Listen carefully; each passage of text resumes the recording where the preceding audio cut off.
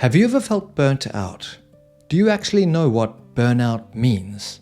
It's different from the fatigue after a few nights of poor sleep. It's different from a stressful day or two at work. It's different from being physically exhausted. It's different from being mentally drained. When you look at the definition of burnout, it's quite specific. And by the end of this video, I think you'll have a much clearer sense of whether you've experienced it and whether the people around you might be experiencing it too. Because here's the situation we're in. Some are saying we're in an epidemic of burnout. Others say burnout doesn't even exist. The range of opinion is enormous and both ends of it are noisy. So I decided to go on a quest to figure out what burnout actually is. Join me as I work through the science, the philosophy, and the lived experience to see what we find.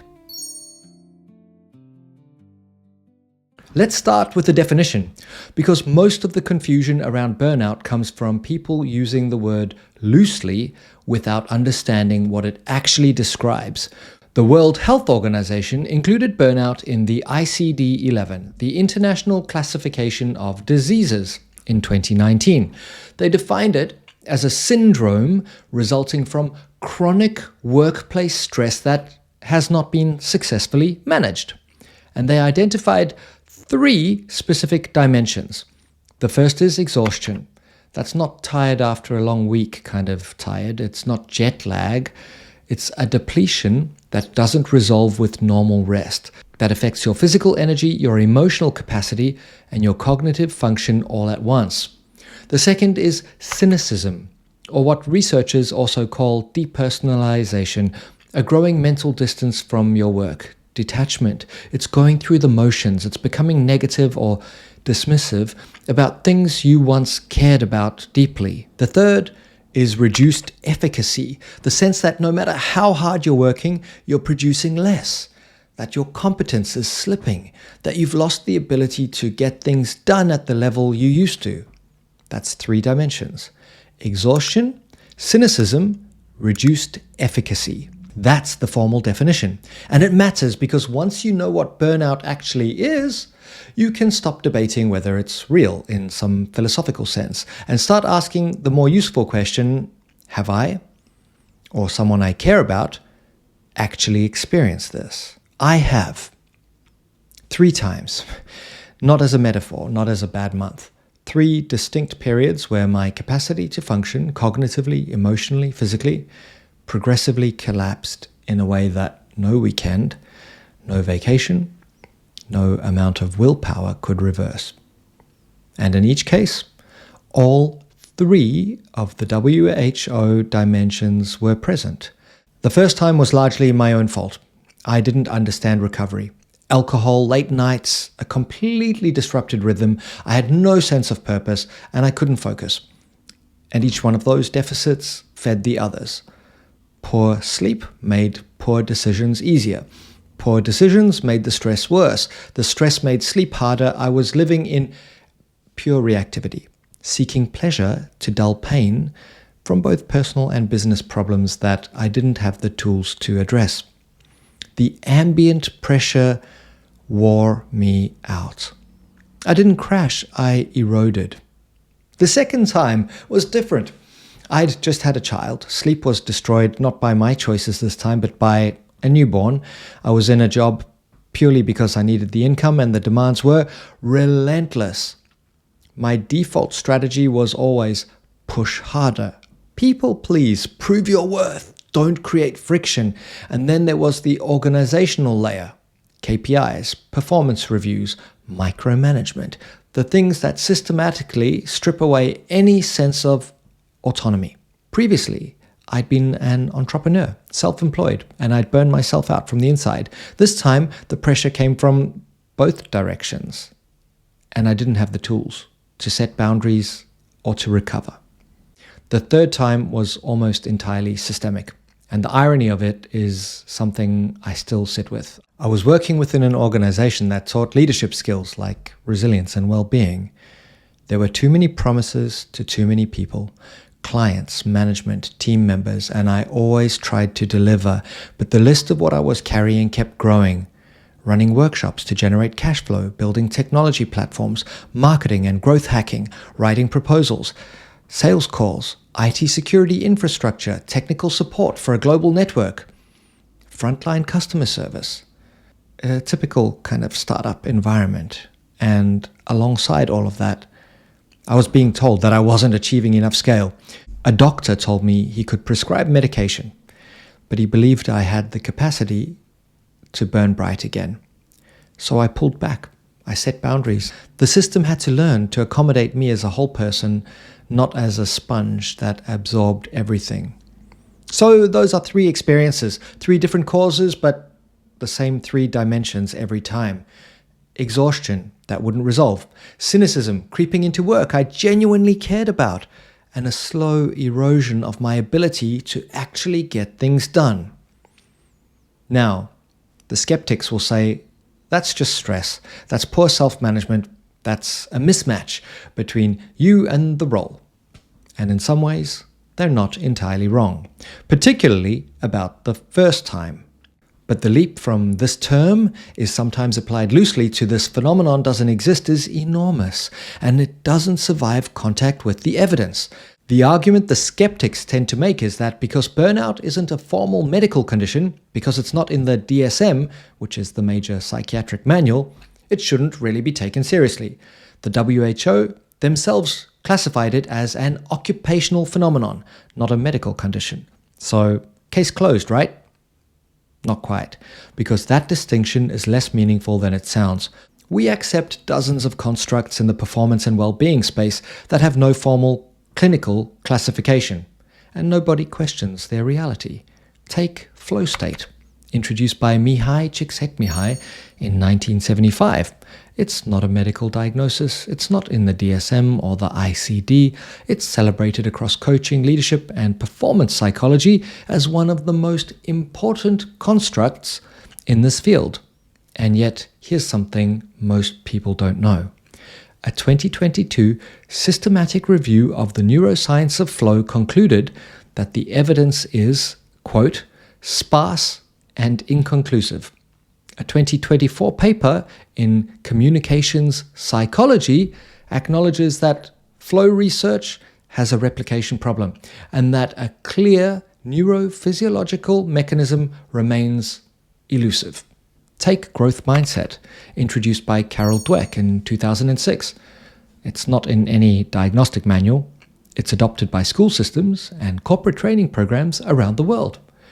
And yet, multiple large-scale meta-analyses have failed to replicate Dweck's most cited findings.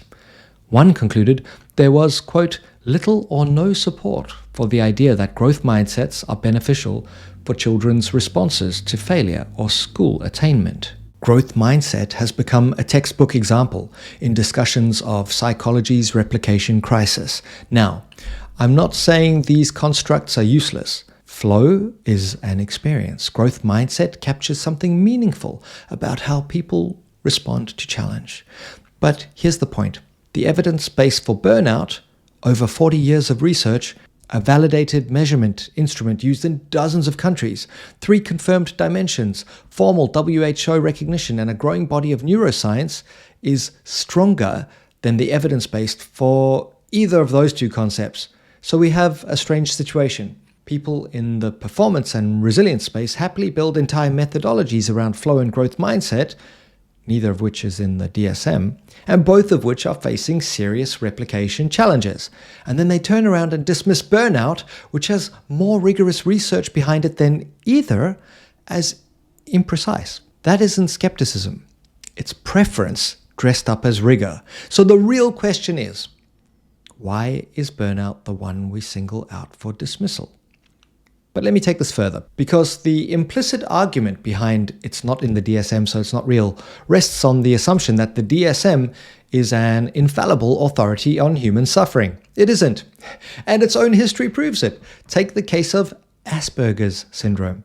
It entered the DSM in 1994 as a distinct diagnosis.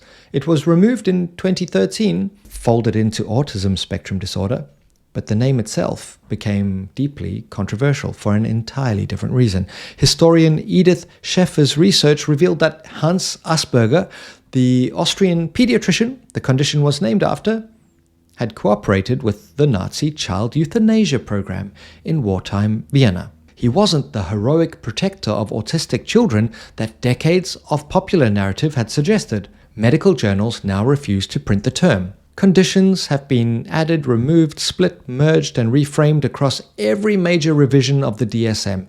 It is a living document shaped by evidence, yes, of course, but also by cultural context, professional consensus, and sometimes outright error. Burnout's absence from the DSM tells us something about the current limits of psychiatric classification. It tells us nothing about whether the experience is real. If the classification argument doesn't hold, and the comparative evidence argument flips it on its head, what about the neuroscience itself? Because this is where the case for burnout becomes most concrete. There is growing evidence that burnout is associated with measurable changes in brain structure and function, particularly in areas involved in stress regulation and decision-making. A 2025 review published in the International Journal of Molecular Sciences synthesized 17 MRI studies covering more than 1,300 participants. The findings converged on a few consistent signatures: enlargement of the amygdala, your threat detection center, and reduced gray matter in the dorsolateral and ventromedial prefrontal cortex, the regions responsible for decision-making, emotional regulation, and focus. Functional studies also showed weakened connectivity between the amygdala and the anterior cingulate cortex. Essentially, the brakes on your stress response stop working as well as they should. What that means in practical terms? Your brain starts treating a difficult meeting as a survival threat. You lose the ability to prioritize. Everything feels urgent, everything feels dangerous, and your capacity to think clearly deteriorates. Not because you're weak, but because the architecture that supports clear thinking has been altered. The hormonal picture points in the same direction. Under chronic stress, the body's stress response system, the HPA axis, can become dysregulated. Rather than the sharp cortisol spikes you see in acute stress, some individuals show blunted or flattened cortisol patterns. The system that's designed to help you respond to pressure no longer responds the way it should. The authors of that 2025 review concluded that the brain changes seen in burnout amount to a reversible brain network disruption that satisfies objective disease criteria, and they argued for formal recognition of burnout as a mental disorder. That remains an active area of research rather than settled consensus, but it's worth pausing on something. The neuroscience of burnout, while still developing, is currently better established than the neuroscience of flow. Both phenomena are being investigated. Both have growing bodies of evidence. Neither has a settled, complete neurophysiological model, but one of them gets celebrated and the other gets dismissed. That asymmetry can't be justified by the evidence. There's a tendency to treat burnout as a modern phenomenon, something that happens to office workers who just need to toughen up, but the mechanism behind burnout is as old as labor itself, and it becomes undeniable when you look at systems that were explicitly designed to extract output without allowing recovery. Enslaved people across centuries were subjected to forced labor under the threat of violence, right? Whipped to drive productivity. They were denied rest. They were denied autonomy. They were denied any sense of agency or meaning. When they collapsed, that wasn't a failure of mindset. It was the inevitable endpoint of a system designed to extract maximum output with zero regard for human capacity. Nobody would look at that and say the problem was a lack of resilience.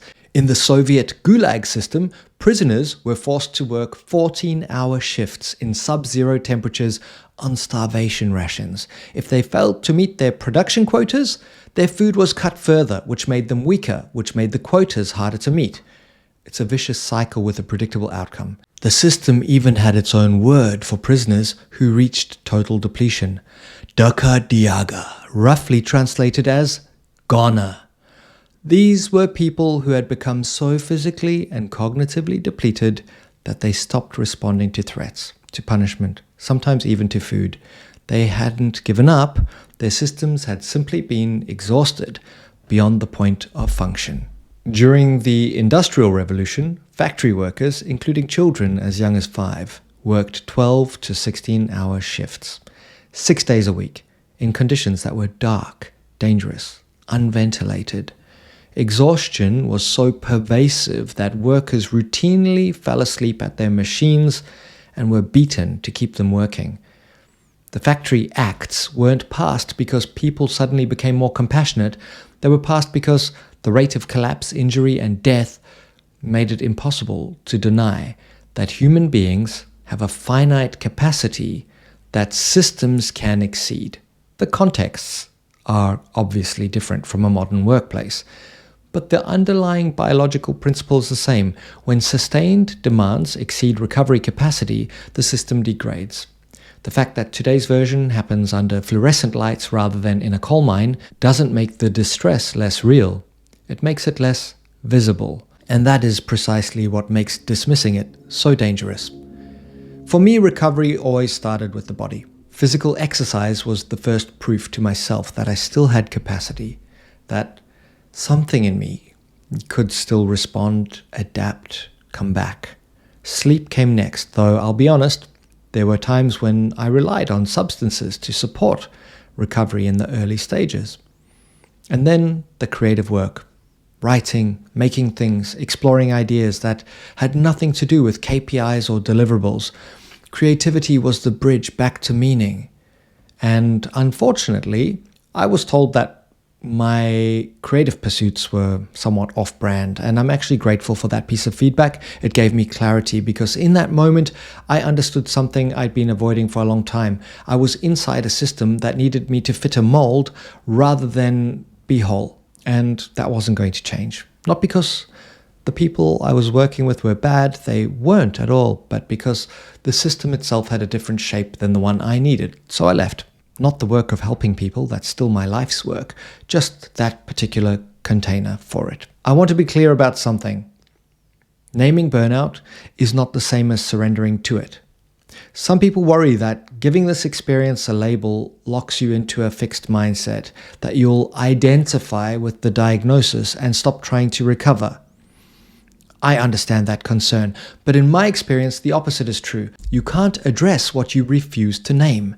Acknowledging what's happening to you is the first step in recovery, not the last. The people I've seen stay stuck the longest are the ones who were told it wasn't real, who kept pushing through without language for what was breaking down inside them.